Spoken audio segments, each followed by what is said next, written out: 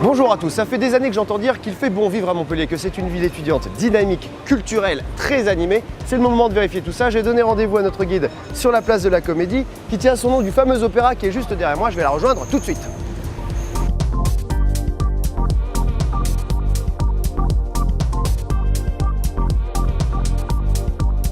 Christine, on a un monument très important juste derrière nous. Qu'est-ce que c'est ?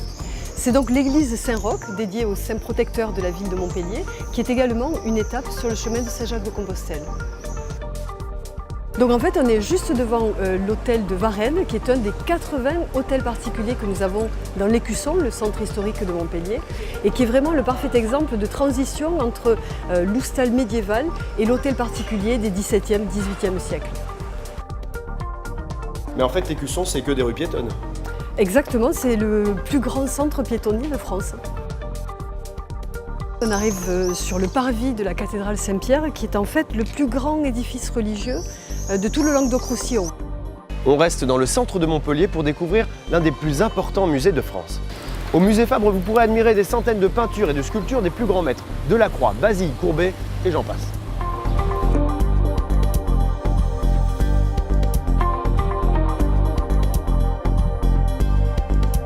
Michel, le musée Fabre, c'est avant tout une histoire de donateurs. C'est une histoire de donateurs et le premier d'entre eux, c'est François-Xavier Fabre. Alors François-Xavier Fabre est peintre, collectionneur et donateur et créateur de ce musée en 1828. Il donne principalement des tableaux, des objets d'art qui couvrent la période de la Renaissance au XVIIIe siècle. Et puis après lui, on a un autre donateur illustre, un banquier de Montpellier, Alfred Bruyas, qui lui donne l'art contemporain de son temps, car il s'intéressait qu'à l'art contemporain, et principalement Courbet et Delacroix. Et enfin, tout récemment, en 2005, le peintre Pierre Soulages a fait don d'un ensemble considérable de tableaux de sa carrière, donc qui couvre les périodes 1951 à 2005. C'est le moment de voir si vous avez le cœur bien accroché. Nous allons faire une petite visite insolite à la faculté de médecine de Montpellier.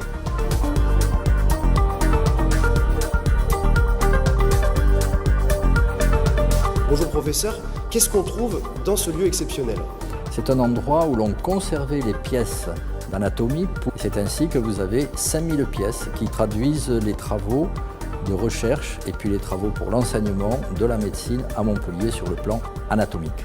Ces pièces sont également actuellement exposées pour être non seulement visitées mais également être restaurées par le Conservatoire national, car toutes ces pièces sont classées et sont en cours de restauration. Dis donc, t'as mauvaise mine toi ? Un petit verre de vin au château de Flogère et il n'y paraîtra plus.